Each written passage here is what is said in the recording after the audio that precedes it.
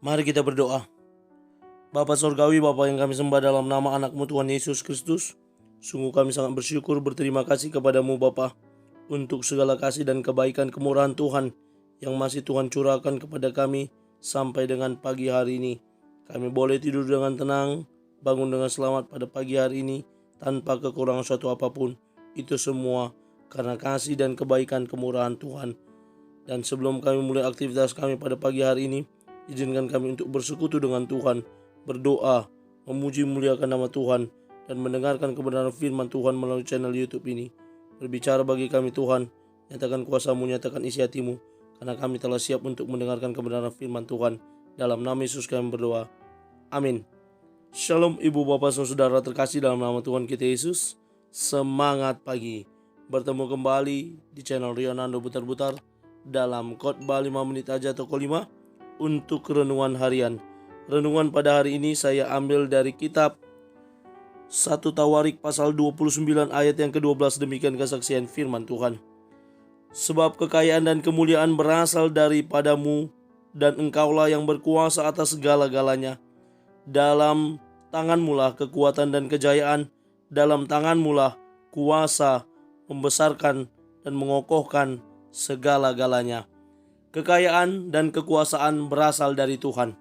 Ibu bapak saudara terkasih dalam nama Tuhan kita Yesus, berbicara tentang pengakuan kita terhadap apa yang kita terima saat ini. Apakah itu kekayaan harta atau kekuasaan, jabatan, wewenang, otoritas yang kita miliki, yang melekat pada kita saat ini. Kalau kita mengakui itu semua berasal daripada Tuhan dan tetap rendah hati, percayalah Tuhan akan terus mengangkat dan menambahkan berkat-Nya kepada kita. Ketika saya mempersiapkan nas renungan ini, saya teringat dengan orang-orang yang melebihi kekuatan Tuhan, yang merasa dirinya lebih hebat daripada Tuhan. Yang pertama, statement dari seorang Crazy Rich Indra Kens yang berkata, Tuhan pun bingung mau memiskinkan dia. Karena apa? Ketika dia diberikan kekayaan, diberikan harta oleh Tuhan, dia berbuat baik. Lalu dia sombong lagi. Dan Tuhan menambahkan berkat kepada dia. Dia sombong lagi, Tuhan menambahkan berkat. Terakhir, dia ditangkap dan dimiskinkan oleh negara karena penipuan melalui perjudian binomo. Yang selanjutnya, seorang calon presiden Brazil, Tancredo Neves, yang berkata kalau dia dapat suara 500.000, Tuhan pun tidak akan bisa melengsarkan dia.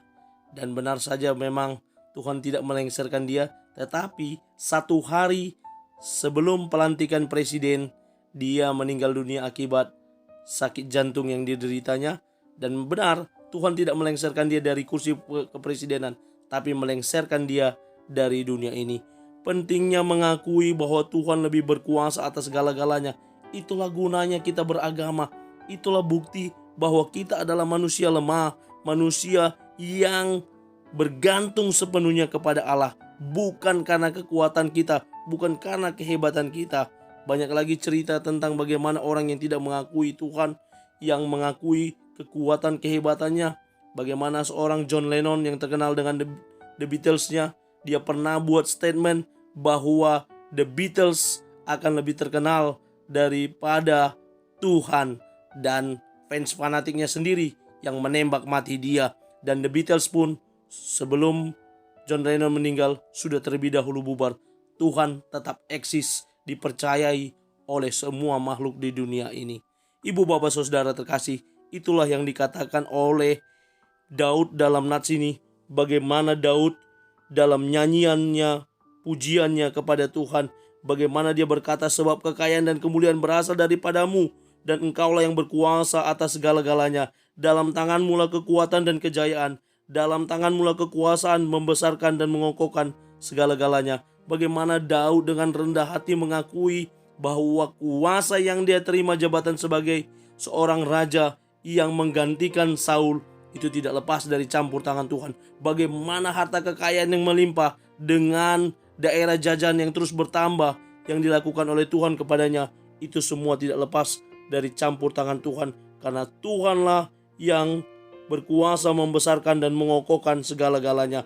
Suatu pengakuan dari pribadi yang rendah hati.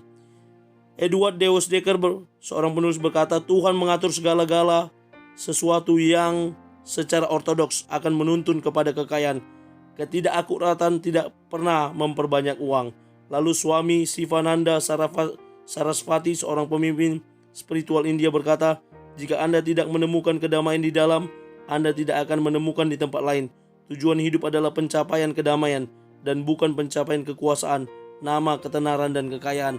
Ketika kita damai, kita akan damai juga dengan kekayaan dan kekuasaan kita, sehingga menjadikan kita pribadi yang senang berbagi, pribadi yang rendah hati, yang tetap bersyukur atas apa yang kita miliki.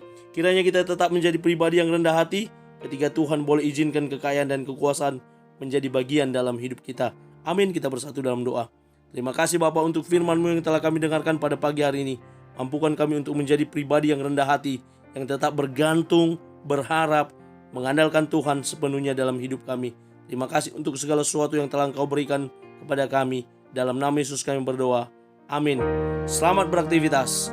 Tuhan Yesus memberkati. Shalom.